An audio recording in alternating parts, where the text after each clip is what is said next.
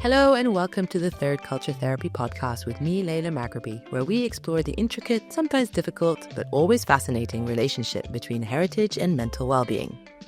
To our regular and new listeners, thank you so much for joining us. Now, on this week's episode, we are shifting seats slightly, and it'll be me in the interview chair, or sofa in this case.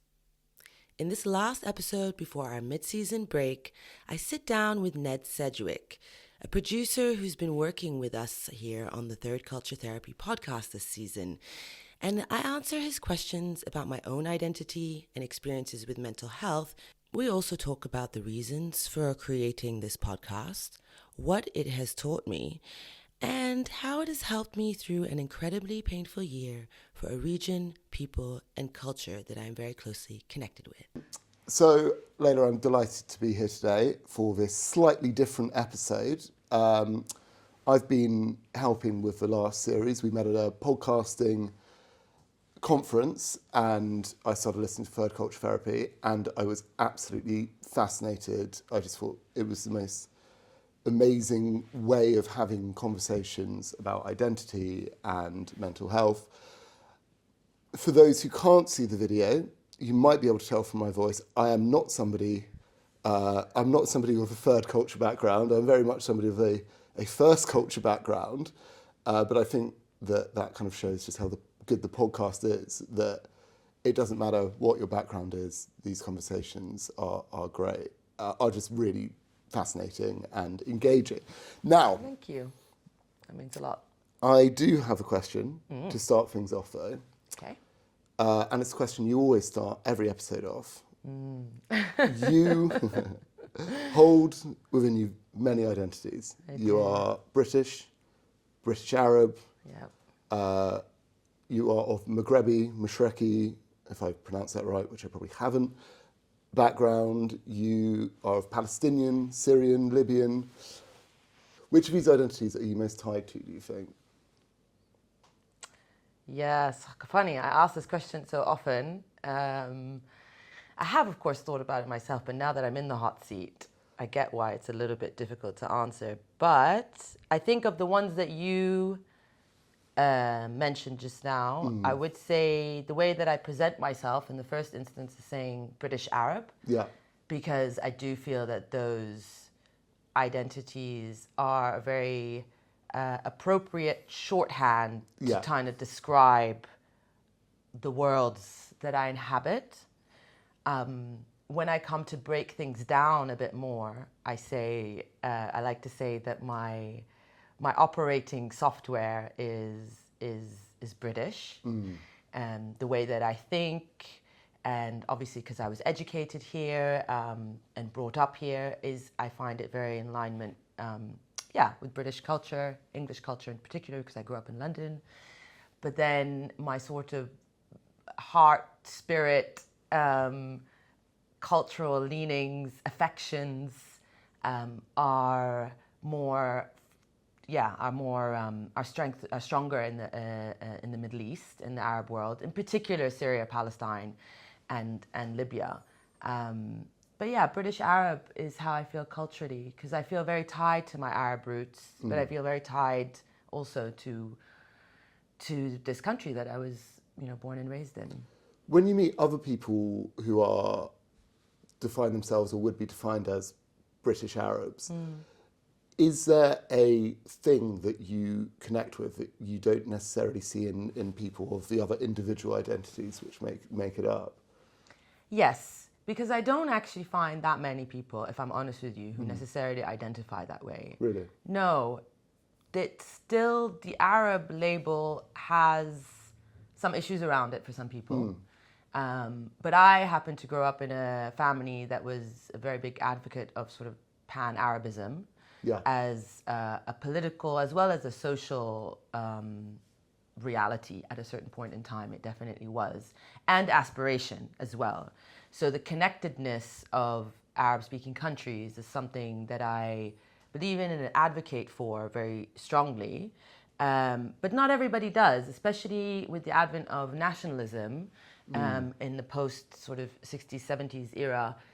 and to this day, there's a lot of attachment to particular countries. And I do understand that, but actually I feel more that I am an advocate of unity, trying to always find the things that connect us to one another. Yeah. So when I meet other people who do identify as British Arab, I do get the sense then that they have maybe gone through a little bit of that thinking and awareness themselves. Yes. So I do feel a little bit different than if someone is saying, you know, I am Iraqi or Syrian or this or that. Not that that isn't their reality, and they may, you know, may be a bit more simple for them because their parents both came from one particular place at one particular time, but that isn't what happened in my family history. And as a result of that, I've grown up always understanding the interconnectedness of a lot of these countries.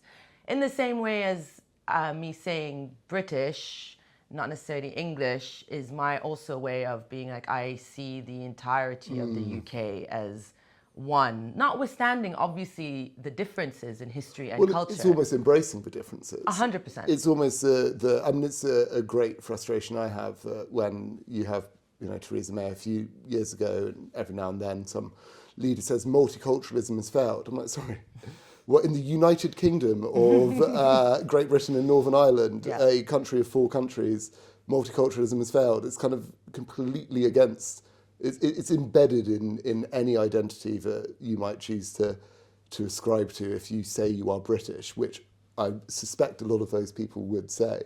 That's so interesting about the Arab element of it. I hadn't ever actually really, I'd kind of taken it for granted. But yeah, the self-identifying as British Arab rather than British Syrian or British Lebanese, of which it's probably the biggest community, is a subtly different psychology. Yes, if you ask the Lebanese, for example, they're not necessarily the first ones to jump on the identifying as Arabs bandwagon. I mean, that's a whole other discourse probably, and we can unpack that. But the point is that not everybody sees the Arab label in the positive light necessarily that I do, or in the expansive way that I do, or an inclusive way that I do. There are some people who see it in a different light. That's fair, and their history and their background maybe has led them to that conclusion. Mine has led me to a very different one. And so your parents were from different parts of the Arab world. Can you just say, where was your father from and what's his background? So my father was born in Haifa in Palestine in the 1930s when it was under the British Mandate. His parents were from Libya, and they had migrated/fled from Italian occupation in Libya that happened in the early 1900s, and had gone to Palestine. These countries at the time were all under Ottoman Empire control. And so they had fled to Palestine, which was considered a safe haven at the time. But then World War I, the Ottoman Empire fell, and Britain took control of some of its territories, including Palestine. So my father was born in Palestine and raised there until 1948, when the Nakba Israeli invasion, occupation of Palestine led to the Nakba of 1948, when 750,000 Palestinians or thereabouts were exiled from their homes. And that included my young teenage father and his family. And they ended up settling in Syria, which was one of a host of neighboring countries that took in these Palestinian refugees. And so he then spent his formative years in Damascus. So he studied there, went to school and university, and then after that traveled the world, was in Qatar working, in the US studying, and then he eventually went to Libya in the early 60s, primarily to gain a citizenship, because he was at this point still a stateless Palestinian refugee, and so was able to kind of retrace his heritage and paperwork, went to Libya, got a citizenship. Little did he know that would open up a whole other world to him. Aside from getting a citizenship, it was also his entryway into Libyan politics, which he became very, very actively involved in the 60s and 70s, was a revolutionary activist figure against the monarchy, and later under the Gaddafi regime. First as a politician within the government, he was the prime minister, and then later as an active opposition to it, hence being a dissident in exile in the UK, which is why my sisters and I were born here. My mother, on the other hand, was a bit of a more straightforward. She was just, thank goodness, at least one. If you said, no, my mother's got a really complicated background. No, hers is just generally, bog standard. Bog standard. No, she was born and raised in Damascus. Yeah. And spent all of her life until she met my father in Damascus. They met through friends. They were introduced. And they got married very quickly after meeting. And then she came and moved to the UK with my dad when she was just like 19 years old, very young. So I'm not a therapist, but if I was, I would potentially, draw maybe a line of the Third Culture Therapy podcast, potentially in your parents. I don't think that's an outrageous thing to say. Were they, or was your father very interested in questions of identity and belonging, or was it something that he never openly addressed or spoke about? Was just every day the day that he was in and he was him, and that was that? God, that's such a good question, because I feel like answering both yes and no. In terms of actively expressing and talking about it in those terms, no, except for the fact that the Arab identity, which I mentioned earlier, and that pan-Arab identity, he was very strong on promoting.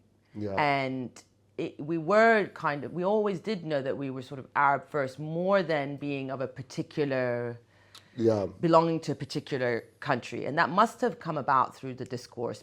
Back to you and your kind of personal journey in making the podcast. What need were you looking to address when you made the podcast? Was it personal or was it wider? It started personal in the sense that I had been on a journey of exploration and discovery and deep reflection of where I was from, my identity, my sense of belonging, which on the one hand felt very rooted, but on the other hand very, very uprooted. Yeah. And I think without realizing it, now on reflection, I can see what I was doing. I was trying for a long time to bridge the gaps actually between these two realities. On the one hand, I was like, yes, I'm Arab, I'm Palestinian, I'm Syrian, I'm Libyan, I'm British, I'm all these things, and that's great. And wow, lucky me. And on the other hand, I was like, where do I actually belong? Yeah. Where am I safe? Where can I thrive? And also, alongside all of these beautiful things and beautiful cultures that I have, there's just so much loss and pain and disconnectedness and rupture.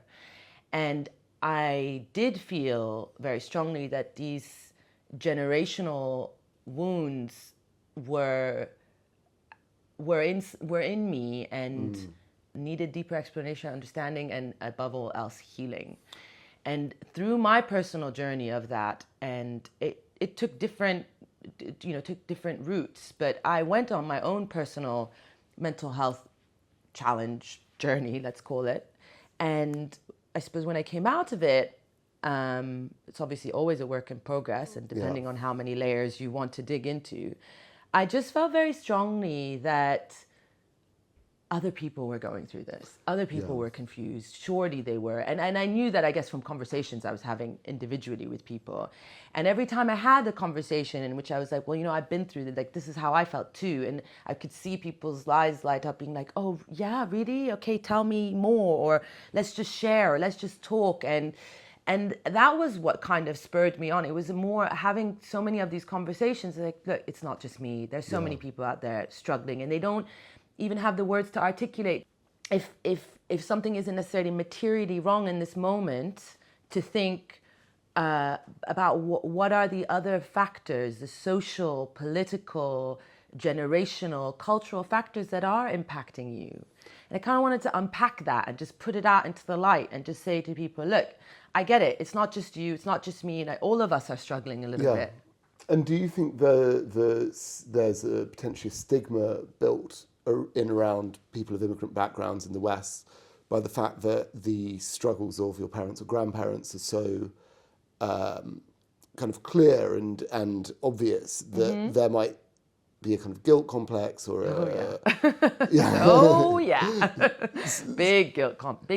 big guilt complex. I mean, I can definitely speak to myself on that, but I know it's not just me.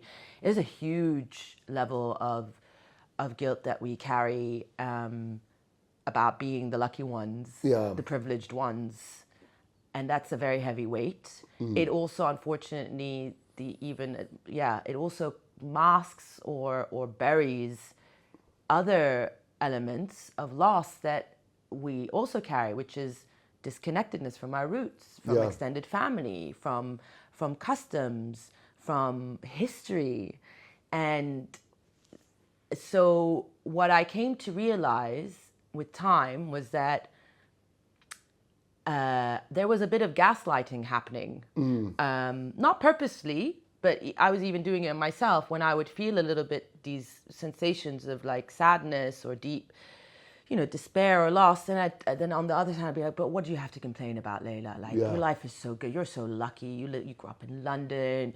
You have all of these material things. Think about your family all over the globe. Thinking about all of these Palestinian refugees still decades later in like camps and you have nothing to complain about. And that's true. On the one hand, I am incredibly lucky and privileged, and all of that, I take that on board. But there are other consequences to that quote unquote privilege. And I think that's where, when I kind of understood that and sort of gave myself the freedom and the grace to explore that and recognize it and honor it and be like, that's also a hurt and a harm. Then I thought, okay, I see what's happening here. We can't really move forward if we're not even really recognizing that there has been harm and pain caused. And so in a way, was it quite cathartic putting the podcast out? Because it was an expression of going, you know what, it's fine. It's fine to talk about mental health. Have you had any negative reaction from people in your community or around the communities? No one say, oh, don't talk about this? No, thankfully, no, none at all. And I don't know if that's good. Don't they say if you're doing it right, people should be complaining? Yeah, but people say that. People say that to defend against people complaining. Like whenever I've said that, it's been because I'm like, oh my God, people are complaining. All right, this sounds like, it's like people saying sarcasm's the lowest form of wit. What are the other forms of wit? List them in order. That's a good point. And it's something people say to make themselves feel better, but that's fine. And also, and from your family. No, you know what? That's actually, I think, has been maybe one of the loveliest sort of reactions has been from my mom. Her listening. I mean, of course, my mom is always like proud of me and just like, mom, yay, well done, Layla. But actually, what's been really lovely is that she listens to the episodes. And she, afterwards, she's like, I really learned something interesting about X and Y, or I didn't think about this and that. I mean, the funniest thing for me is that she sometimes will listen to them a bit later on, after I've released them. And then sometimes, weeks or months later, she'll then say something that she's learned from the podcast to me as a sort of kind of advice. And I'm like, so good. That's funny. Where did you learn that, Mum? That is, I would say, quite a universal parent trait. It's like, I've just had this idea. With your own personal journey through self-care, there are a couple of questions I've got around this, but what have you done and in what order? And this is a huge question. What has worked for you? And I'll make that very clear. I'm not saying what works and what doesn't work. But for you, what have you found has worked? And kind of what order did you try things? What were the hurdles as well? Well, if we start with the B, I would say, for starters, I've always had a temperament that that was a bit prone to bouts of melancholy in the sense that I can think deeply and sometimes take myself down a rabbit hole and then get very overwhelmed with the feelings and sensations. And I've had that ever since I was younger. I think when I was younger, my form of expression and outlet was writing and specifically poetry. But when I look back at my younger days poetry, God, it was very sad.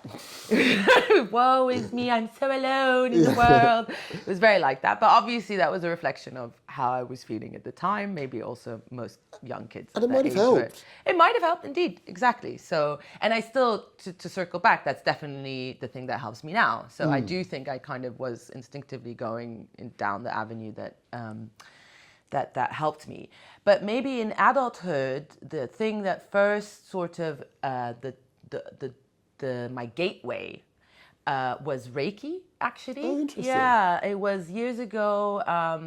Someone had told me about a Reiki course, and I went to it, and I did this weekend, and I just was overwhelmed by how nonverbal a nonverbal therapy like that could have opened up so many emotions, unlocked so many emotions in me. And for those who don't know, could you explain Reiki? It's a form of energy healing that uses hands, sometimes touch, but not necessarily. Mostly, actually, just through an energy field that is transmitted through hands from the practitioner to the client, and it is a form of healing, can both physically and spiritually, emotionally.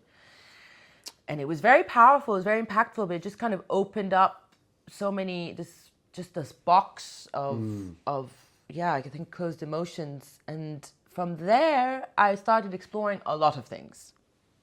And initially, I actually went down the route of a lot of non-verbal, non-classical therapies.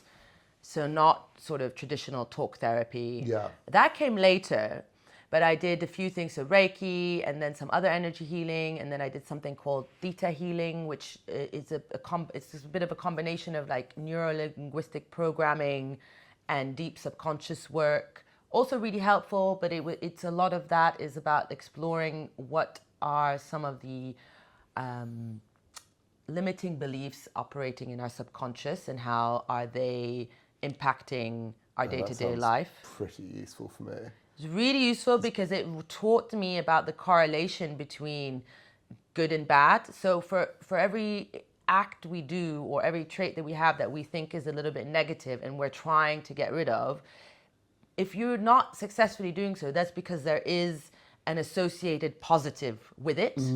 And until you recognize that, you'll never break out of the so-called negative trait because it's serving you on some level. It still has a positive consequence. So when you see that, it changes a lot of your perspective on.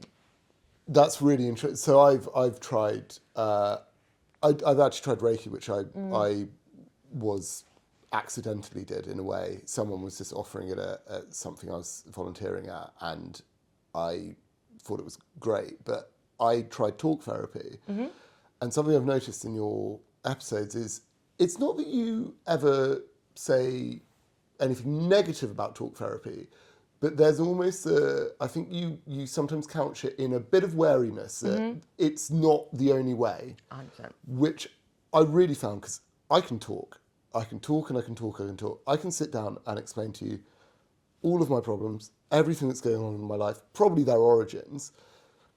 But what I noticed when I was doing talk therapy is I was just saying it. It wasn't going anywhere. It was like, in a way it was, I don't know if it was making it worse, but it certainly wasn't making it better. But if it was making it worse, it was like okay, well, I know all this, but here's the guilt. But I am receiving no ability to actually process any of this stuff I'm doing.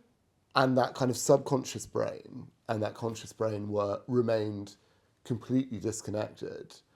Yeah, I mean, that's you're right to highlight the sort of wariness. It's not wariness about talk therapy, it's a wariness of thinking that that's the be all and end all, because I did need to make closer friends with my emotions. I did need to just actually sit with them, feel them, not overanalyze things, because already I had a very analytical mind. I was already questioning a lot of things. I was already unpicking this and that. But what I wasn't doing, and this was what my therapist did teach me when I eventually did land in his office, a complete wreck, was that I had so separated my emotional body from my mental body that they were effectively operating as two different people. Yeah. And the work that I did with him, and he was an excellent therapist, was integrating that. His whole thing for me, and that was my challenge, was you have to become whole again and not separate these two.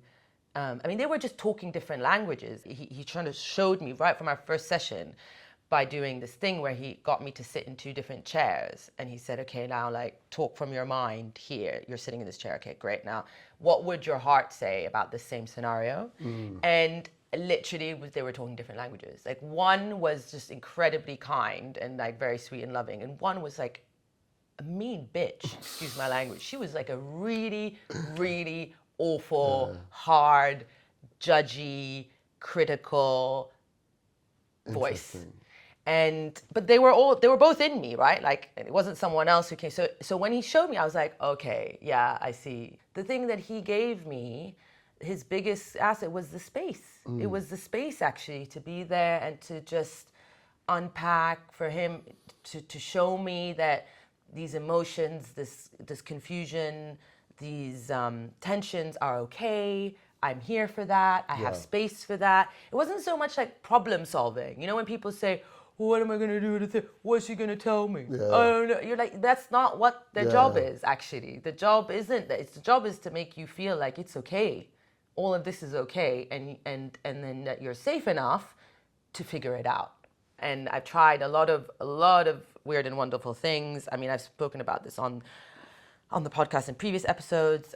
I've tried ayahuasca several times. I went all the way to Peru to an actual ayahuasca retreat, which came at the very critical time when I was having a bit of a breakdown. I was suffering really severe burnout and depression, and that trip combined with then therapy afterwards was an absolute game changer. I've tried mushroom therapy. I've tried... I'm always open to trying different things. I've tried somatic therapy, dance therapy, breath work. Most of the things, everything I talk about on the podcast, I've tried.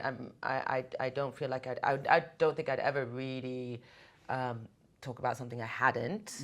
And if I did, I would definitely say so. But no, I don't know why, I've always been very adventurous, open to trying everything at least once. I know a lot of people are skeptical about it, and for whatever reason, I have felt that I'm okay to go out there and try it and then go back and tell people, look, I tried it, you go for it. And yeah, I think people trust my sort of advice. You do have to give up your prejudices a bit, even slightly, even if you go in with an open mind. It is somebody moving their hand over your body for a long time. And I will give anything a try, but I am also very cynical. So I'm like, I'm not going to come away from this being rude about the person, but I might come away going, oh, they were just moving their hand over my body. And that was all I felt. And that was my experience. I don't know if that was anyone else's, but it really wasn't. And I did find it very interesting and useful. And going back to the talk therapy thing, in a way that I assumed I would find talk therapy useful. But I think it appealed... One of them, because it wasn't challenging me, was like easy, and I just made it easy, like I try and make a lot of things easy. And the other one, because it was weird and I had to get out of my own head a bit, actually gave me the space to be a bit more open to it working. You've had you've had amazing guests this series. I am always amazed at how much they fit in and just how different they all are from each other. So thankfully it would be impossible to ask who your favourite was, because it would be ridiculous to compare Alexandra with Ishik. But what are some of the biggest takeaways you've had from the last 6 episodes of this series? You know what? I think the biggest takeaway would be that, thank goodness, there are still really good people in this world. Yeah.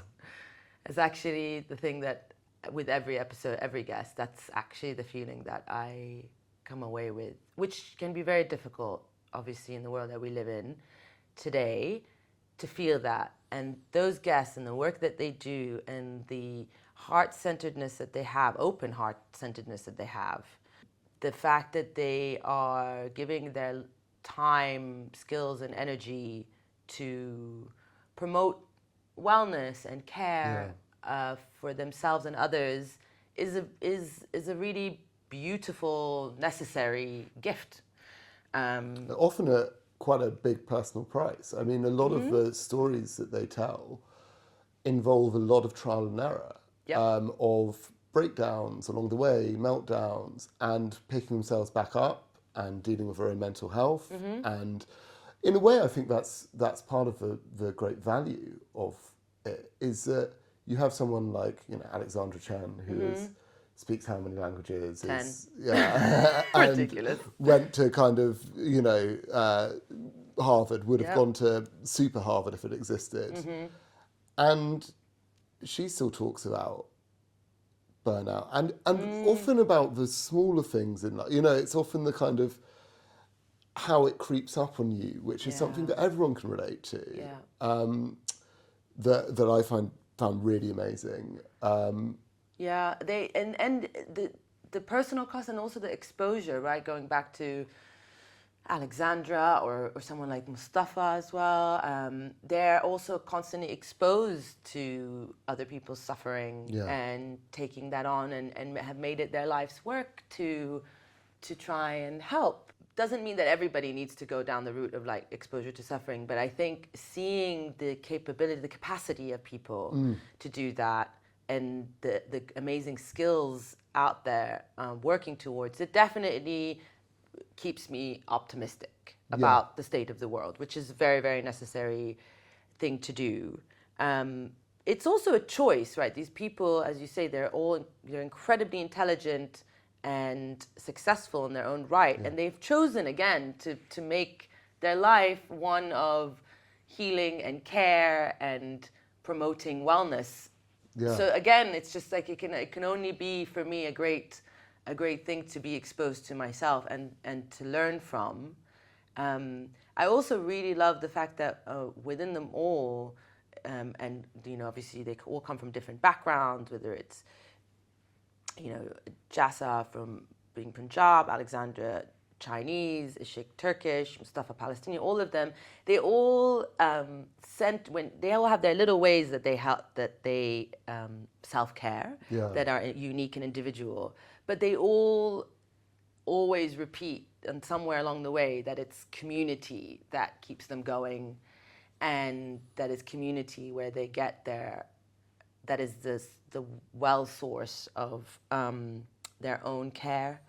And that is a good reminder for us all, but it also helps me feel like, this is also a community that I'm creating. Yeah. And this is for everybody to be able to tap into and to be able to take from it what they need or want in that moment. Well, unsurprisingly, I am an evangelist for podcasts. But I do also think that along the way with these kind of mega, these Restes stuff. Well, actually, even with Restes Politics, they sold out the Royal Albert Hall. That's a community. It's something about having people in your ear, and it's something about the way you communicate in a podcast compared to radio or other forms of media, which gives people access to be really connected to you as a person, and for you as a podcaster, you get yourself out there in a way that you wouldn't have space or time to do on a radio show, or even in kind of a long form article. You might be able to slightly bring stuff out, but it's harder to do it in that way that it can help people understand, but in a podcast it can really help people connect. I suppose this is probably time to bring up the very earth-changing events of the last year. I'm doing a wellness podcast in the last year, given your Palestinian and Syrian roots.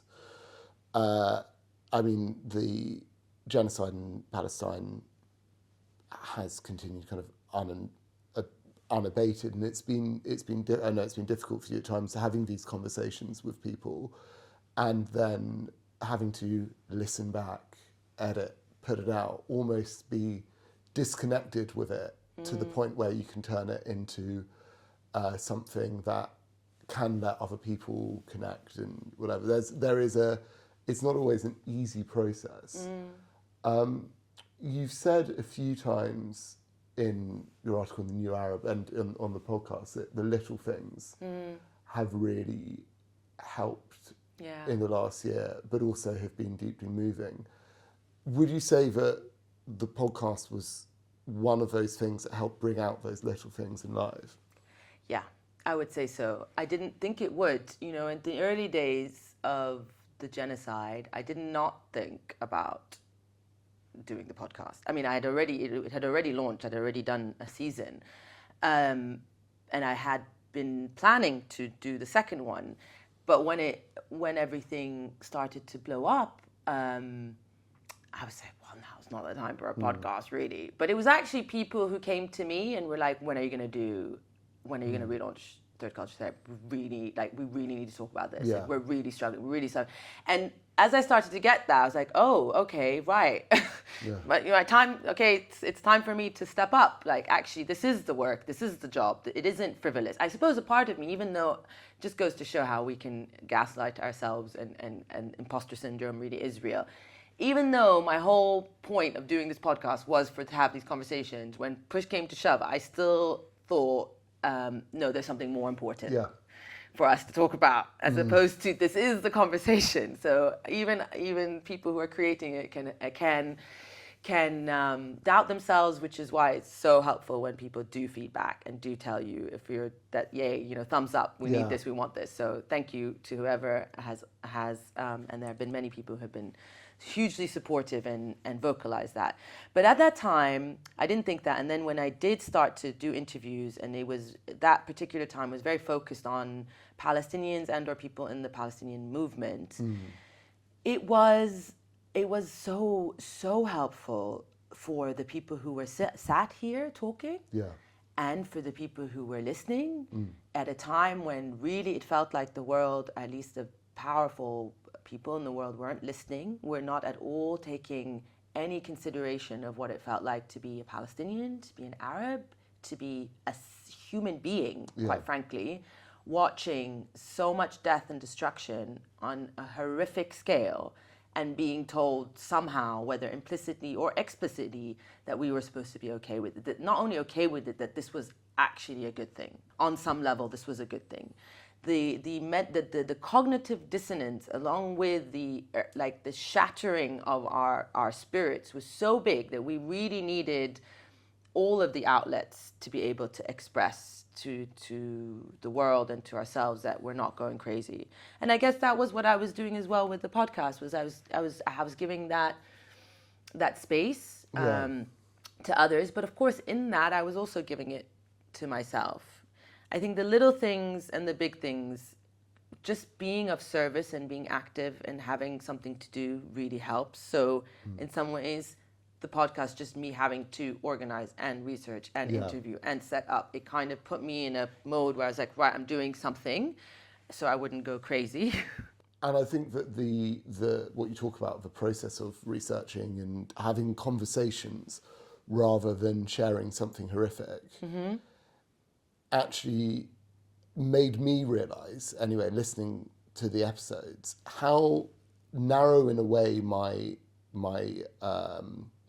own, not access, but resistance, my own connection to the issue was. That it was like every now and then, clicking share, clicking repost. What have I done? Who have I helped? What am I doing in all this? And have I really asked my friends who are much more personally connected to it how they are doing? Which I just hadn't. I have friends from Syria, from the region, from Lebanon when that thing, and I was like, I felt awkward about just sending them a message. And I think that, as you say, these conversations are really important to have. But of course, in the last couple of weeks, something which I didn't see happening at all has happened with the overthrow of the Assad regime, which, as you say in your brilliant article, I recommend everyone to read it, in New Lines. Yeah, New Lines magazine. About the overthrow of Assad is something that is cause for joy, and something that I completely agree with, and something which I think is very, very important for people to understand just what a authoritarian, totalitarian state that was. So fears about the future, as you say, maybe there's a conversation to be had, but let's not confuse it with a conversation about what a good thing this is. How have you found being, specifically with that, because if I ask this with a wider focus, it would be too big a question. How have you found living in the West in a country where, for so many that what's happening there is something that's happening far away? How have you found being kind of living in the West and having these conversations about something which is so personal to you? Well, I'll answer first by kind of answering a little bit more the previous question, which is what are the little things that help? And that is also who I surround myself with and what conversations I do engage with. And obviously there's a little bit of a delicate dance I have to play, because I am a writer and a journalist, and I do need and want to be connected to what's happening and all of the sort of the wide variety of thoughts and feelings. But I'm also quite careful about how much I expose myself to that. Yeah. And to what end. If it's just, if I go on certain platforms and listen to certain things and read because I am researching or I am informing myself, but then when I'm done, I'm out. Yeah. I don't go in there just to give myself just more and more and more and more of the same, quite frankly, often harmful narratives and discourses, and not just harmful and negative when they're like against what I stand for, but just as you were talking about sharing. Yes, of course, it's important to be aware, but no, I don't want people to be spending hours on end watching horrific, gruesome footage of children in Gaza being burned or their limbs being blown apart. I don't actually see that as the way forward long term or good care for oneself. But so on Syria at the moment, that has also been part of it. I've kept very closely with my family, because we all understand what Syria means to us, that it is more than just a pawn in a geopolitical game. This is a country with a culture, with our family, with our childhood memories, with summer times and family feasts and like going through old Damascus and all of that. There's a lot there. So I've done that. I've also used my writing, my words to try and express and to try and get people to connect more with the feelings and the people, like put the people at the center of this story.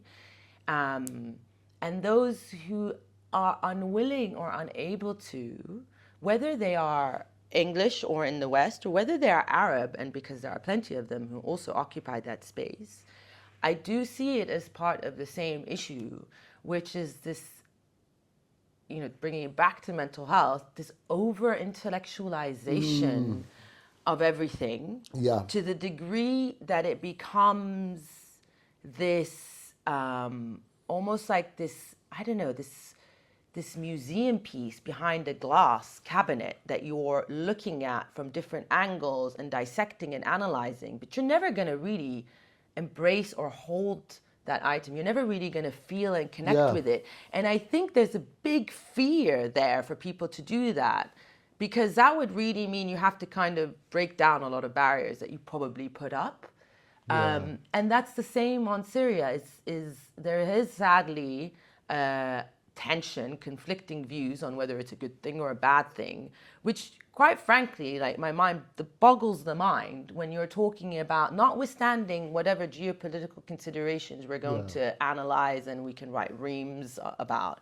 But in this moment, are we really having a problem struggling with celebrating the collapse of a regime that over the course of half a century absolutely decimated the country and every aspect of civil society and killed millions of people, or disappeared and led to the killing of millions of people? It's mad, quite frankly. It's mad. And I can only think that there's such a huge aversion and barrier to even connecting with your heart and your feelings on this. That I almost feel sorry for people like that, quite frankly. And I kind of think with Syria as well, it's like, let's not have the prejudice. If a transitional regime that we are engaging with in the West, in the world, brings in authoritarian measures, at that point, hopefully, if we have buy-in, because we haven't immediately judged everything they're doing and cut them off, we can then have some say about stopping oppression. But let's not. Yeah, basically. Not if you have to, but it's that whole mindset. I think it's the way that your head. It's basically Islamophobia. It's massive Islamophobia. It's basically just like putting a new. Let's call a spade a spade. Yeah. It is Islamophobia, and it is. I think fear of the unknown is understandable, and we get that. But I think what we've seen happening now, it's interesting to note because I'm very interested in it from a psychological perspective. This aversion to thinking in the absence of any concrete proof to the contrary, right? I'm not saying if current situation in Syria was completely terrible, it descended into chaos, everyone's on a rampage, looting, murdering on the street. Okay, fine. I get it. Be skeptical. But in the absence of anything to show the contrary, why aren't we able to take a positive outlook? Yeah. Why aren't we able to be a bit more like celebratory, engaging, encouraging? Why this instantaneous need to find all of the potential pitfalls? People don't want to look stupid. Right. People don't. Well, that's stupid. We are all stupid. That's the point. I wish in a way, we are all stupid. Everyone wants to be the one to say, well, I knew. Yeah. It was coming. I think everyone wants to be the know-it-all, particularly I hate that. if they work in the industry of geopolitics and they have failed to predict something. As many people, nobody would have thought that this regime that stood for 50 plus years would fall in 10 days. Yeah. Arguably not even the people doing the attack on Damascus.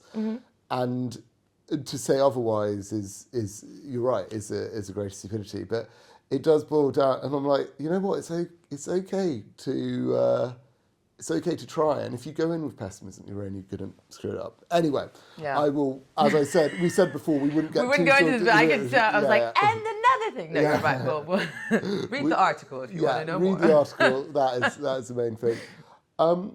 I think to kind of finish the interview, I want to ask what do you want to take into next year? What are the things that you've maybe learned but haven't had time to enact?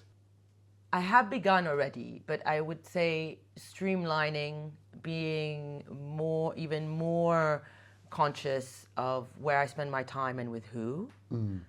I think being more clear about what my goals are and then sort of focusing and channeling my feelings and my thoughts there. Keeping up a regular creative outlet that's got nothing to do with anything professional or purposeful. So for me right now, that's learning how to play the piano. So I just started a few months ago, and that for me, I was very purposeful. I just want to do something creative for the sake of it. Just an outlet. I'm not going to be a pro pianist anytime. I'm not trying to compete here, but what a beautiful sound. Wouldn't it be nice? Let me just learn some songs. And that's how I approached it. And honestly, every week I go to my piano lesson and I love it. It is like the source of just joy because there's no pressure. And then I'm tapping away and then these beautiful rhythms come out. So I want to do more of that. I've been trying also to enact a sort of morning, just read some pages of a book before you open your phone, news, Insta, WhatsApp. So I've been turning off more and more notifications on my phone so that when I pick up my phone, it's a very purposeful thing. Yeah. It's not because it flashed and it's like, hello, fallen come back hither, into that. Layla. Yeah. No, this one is like, okay, now I'm looking. So those things, more of that. I think probably all of what I've been doing, but just taking it up a notch is what I'd like to take more of. I am also actually thinking about getting a therapist again, because I haven't had one for over a year. And in part because there are certain things I would like to talk about. I think there is an element of, my brain is ready to like explore some things again and unpack things. And I do that obviously with friends to a certain extent, but I would like to do it with a professional because I'm also intrigued. I want to check myself. I want to be sure that going forward in the work that I do, that I'm not also transferring some of my issues into a cause or into my work or into these interviews about mental health. Like, I also want to, if I'm questioning certain things, let me find the right outlet to do that. So that's probably what I would look to do next year as something new. Amazing. Well, thank you so much, Layla. Thank you, Ned. This was great. Yeah. I don't really know how and thank you so much for all of your help. No, well, that's fine. This season has been great, and I'm really glad to have you on board. It's an absolute pleasure. And now you've given me a semi-compliment, and I'm being English, and I can't. Can I also say that people should listen to your Shakshuka podcast about Algeria? Yes, I have a podcast about Algerian culture and history, which is a passion project. It's a great one. I really like it. And he didn't pay me to say Monday. That. No, no. Right, thanks so much. Thanks, Ned. I would love it if you would like, follow, and review this episode. And please share it far and wide with friends, family, colleagues, the lot. Every little click from you helps elevate this podcast, allowing me to carry on producing great content for you.